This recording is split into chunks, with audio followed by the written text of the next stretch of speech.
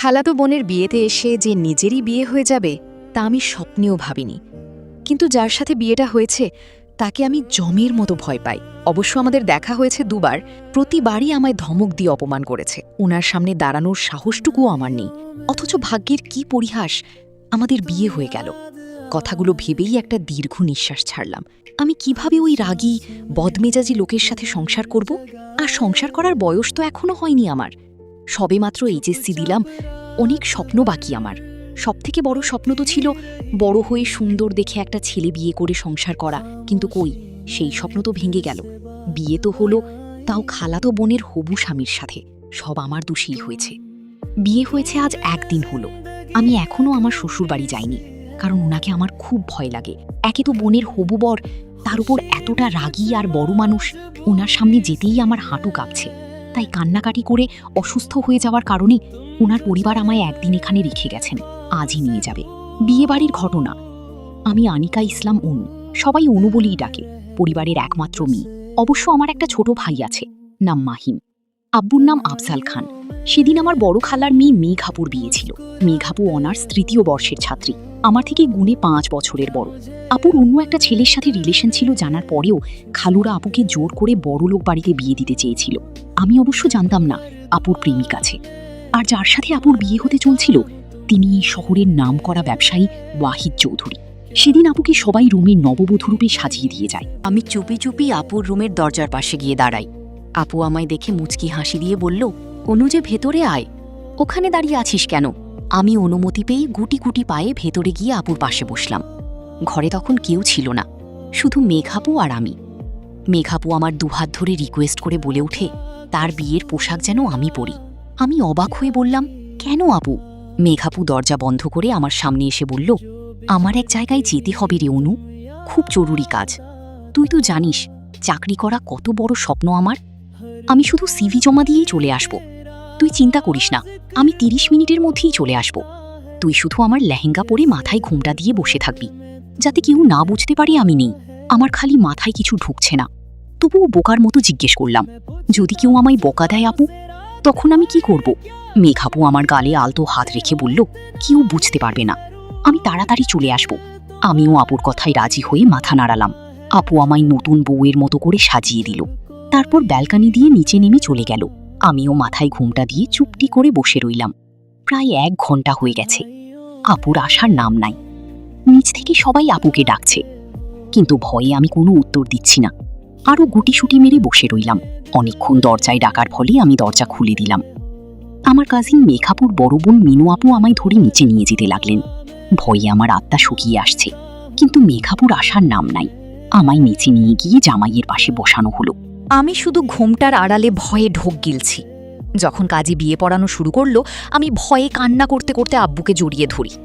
উপস্থিতি সবাই যেন অবাক হতভম্ব হয়ে আমার দিকে তাকিয়ে রইল।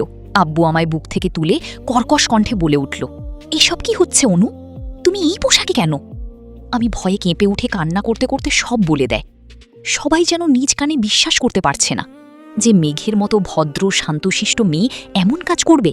বাড়ির সবাই আমার ওপর খেপে উঠলেন, কিন্তু সে সময় আব্বু আমার ঢাল হয়ে দাঁড়িয়েছিলেন। মামি যখন বলেছিল বড়লোক বাড়ির ছেলের সাথে মেঘাপুর বিয়ে হচ্ছে জন্য আমার নাকি হিংসা হচ্ছে, তাই আপুকে পালিয়ে যেতে সাহায্য করেছি।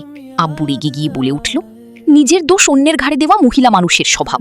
আমার মেয়ের দোষ কেউ দিবেন না, দোষ ওই মেঘের। আমার ছোট মেয়েটাকে এভাবে ফাঁসিয়ে চলে গেল। মেয়ে যখন বিয়েতে রাজি নয় তখন জোর করে কেন বিয়ে দিচ্ছেন? বাড়িতে সরগল পড়ে গেল। সাজানো বিয়ে বাড়িতে মুহূর্তেই সবার চেঁচামেচি দিয়ে ভরে গেল। আমি ভয়ে আব্বুর বুক আষ্টে পৃষ্ঠে জড়িয়ে ধরে আছি।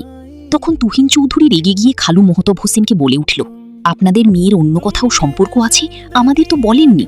মেয়ের ইচ্ছার বিরুদ্ধে এভাবে জোর করে বিয়ে দিচ্ছিলেন। সমাজে আমার একটা রেপুটেশন আছে, আপনি জানেন এই নিউজ এখন মিডিয়াতে ছড়িয়ে পড়বে, আমাদের কত বদনাম হবে। মোহতব হোসেন মাথা নিচু করে কেঁদে হাত জোর করে বলে উঠলেন, দয়া করে আমাদের ক্ষমা করে দিন ভাই। আমরা বুঝতে পারিনি এমন কাজ করবে মেয়েটা। তখনই ভিড়ের মধ্য থেকে কর্কশ কণ্ঠ ভেসে আসে, বিয়ে আজকেই হবে বাবা, ইনফ্যাক্ট এই মণ্ডপেই হবে। তুহিন চৌধুরীকে কথাগুলো বলে ওয়াহিদ চৌধুরীর সামনে অনুর দিকে এগোতে থাকে। সবার দৃষ্টি তখন ওয়াহিদ চৌধুরীর ওপর। ওয়াহিদ চৌধুরী আমার সামনে এসে দাঁড়ায় এবং আমার এক হাত ধরে হ্যাচকা টান দিয়ে নিজের সামনে দাঁড় করায়, আর উপস্থিত সবার সামনে বলে ওঠে, পাত্রী তো তৈরি আছে বাবা, তাহলে দেরি কিসের? কাজী সাহেব বিয়ে পড়ানো শুরু করুন। যার জন্য আমার বউ পালিয়েছে আমি তাকেই বিয়ে করব। ভয়ে আমার শরীর ঠান্ডা হয়ে এসেছে। তীর তীর করে কেঁপে উঠলাম আমি। আমার হাতটা এত শক্ত করে চেপে ধরেছে যে ব্যথায় আমার আখি জোর অশ্রুজলে টইটম্বুর। আমায় টেনে নিয়ে গিয়ে মণ্ডপে বসালেন। আব্বু বাধা দিতে এলে চৌধুরী বাড়ির গার্ডরা তাকে ঘিরে ধরে। ওয়াহিদ চৌধুরী দাঁতে দাঁত পিষে আব্বুকে উদ্দেশ্য করে বলে ওঠে, আমি ভালো মানুষ না শ্বশুর আব্বা?